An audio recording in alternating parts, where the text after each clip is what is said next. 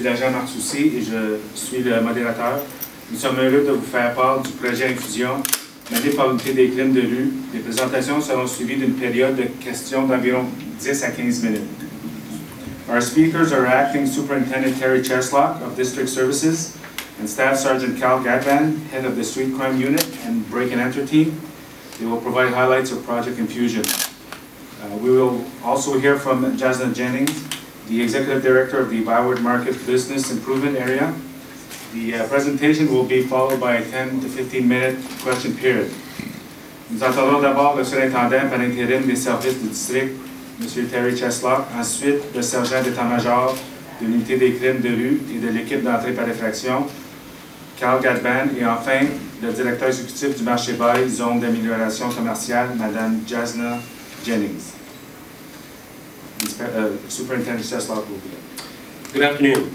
In 2007, the Ottawa Police Street Crime Unit was formed at the direction of Chief White, and the mandate of the unit was to address a growing problem of street-level drug trafficking.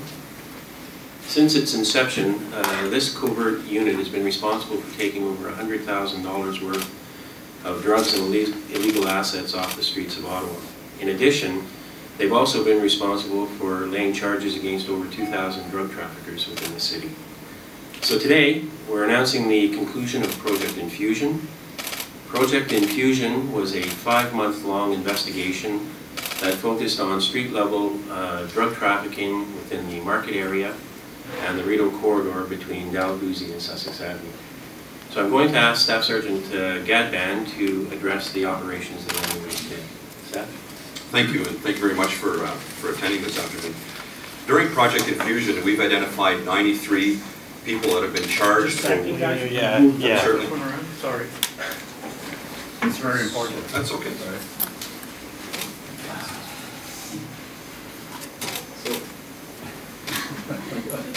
All right. Take two. Take two. You say go. Yeah, you go. During Project Infusion, we have identified 93 people that have been or will be charged with 423 criminal charges. These charges all stem from the trafficking of illicit drugs in the areas that we mentioned earlier. A majority of these accused persons are well known to the Ottawa Police. We currently have over 24 uniformed officers working on locating and arresting these individuals.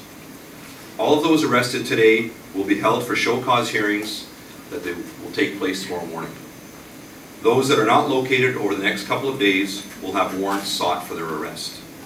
The arrests that have already occurred were done so for the safety of the public, as the investigation led the police to make these immediate arrests.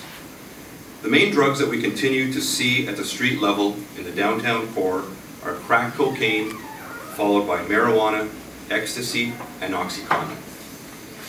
Addicts are often committing crimes such as break-ins, theft from vehicles, robberies, and other violent crimes to support their drug addictions. A project like this one works on cutting off the supply to the addicts, therefore giving them an opportunity to seek assistance and therapy. It also helps in reducing the residual crimes. One of the cases that we investigated began with simply purchasing crack cocaine, and it led to the dealer also running a prostitution ring. This case is being reviewed for the possibility of human trafficking charges to be laid, the first by the Ottawa Police. We also saw investigations take us to other parts of the city, which shows us that these dealers are transient and will go where they can find business. They are simply preying on the vulnerable for their own profits.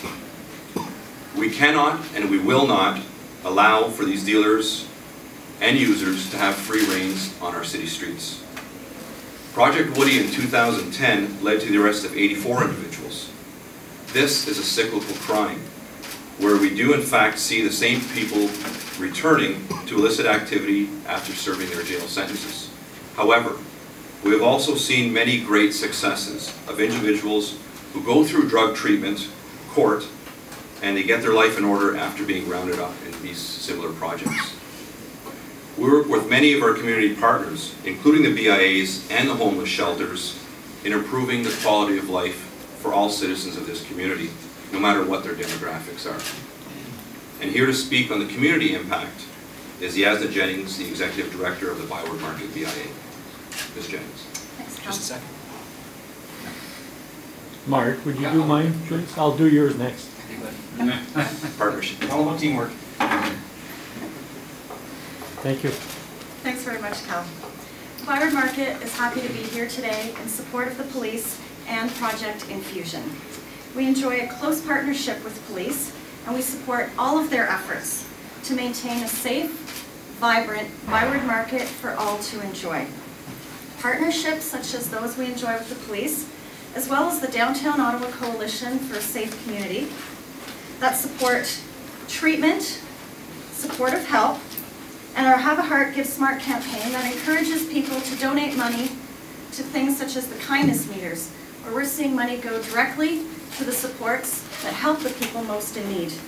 We're happy to work together with our community on these projects, and we're happy to see initiatives such as these maintain a fantastic environment for the ByWard Market for all to enjoy. Thank you. Thank you. It's now time for questions. I would ask that you raise your hand and ask you to proceed with your questions. Please identify yourself and the media that you represent. In order to give a chance to everybody to have their questions, I'll limit it to one question plus a follow-up. Les conférenciers répondront maintenant à vos questions. S'il vous plaît, vous nommez et identifiez le média que vous représentez avant de formuler votre question. Nous vous demandons de vous limiter à une question et une supplémentaire à chacun. Veuillez noter que je répondrai aux questions en français après le point de presse. Justin. Justin Sally with the Ottawa Sun. Can you tell us how many arrests have been made to date and how many are outstanding? The latest that I had from our unit was a little over 40 arrests were made just prior to this conference taking place, and they're going to be ongoing throughout the day. Okay. So it is happening as we're speaking now? That's correct. The officers were deployed first thing this morning with a book similar to this, which contains the bios and descriptions of each subject that we're looking for. And can you maybe list some of the more serious charges that you guys have laid so far? We have a majority of the charges obviously are trafficking in narcotics, majority of that being crack cocaine. We also have some more serious offenses such as robbery. We did have an officer who was involved in a very dangerous situation where they were in fact faced with some violence, so there was robbery charges laid in that case. And from the prostitution case, we had the dealer actually charged with living off the avails and exercising authority as well. So those are some of the more serious charges that we laid. Gilles Taillon from Radio-Canada. At some point somebody mentioned that you had to act now because of safety of the public. Can you be less general, more precise? What happens is the investigation as it's unfolding, because these are covert operations involving undercover officers, if they make a determination that an arrest has to be made either for the safety of the officer involved or the safety of the community, meaning similar to the situation with the prostitution, if we have people who may be exercising authority over somebody or potentially human trafficking, we believe it's in the safety of that person to make sure that the arrest is made immediately rather than wait for a takedown day such as this one. It has to be done for the safety of the people involved. Was it one of your undercover officers who was involved in the situation that led to robbery charges? Was Yes. it one of your undercover officers who they tried to rob? That's correct. And how is that officer? The officer's fine. Obviously, it's anytime you do any covert work, there's always a lot of risk involved, and we're quite aware of that, and we're prepared for it, and the unit acted appropriately during the case. However, it is obviously a fear that we always have, but the arrests were made immediately in a safe manner for everybody involved.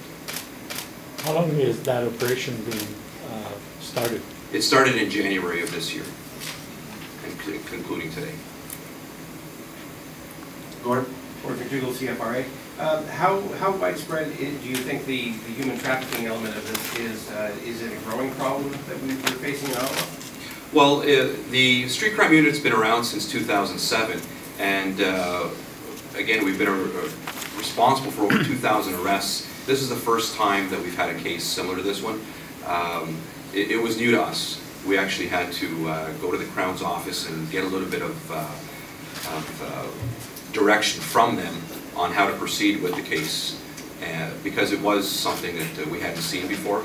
I can't speak to how prevalent it is, but I can tell you it was the first one that we've seen.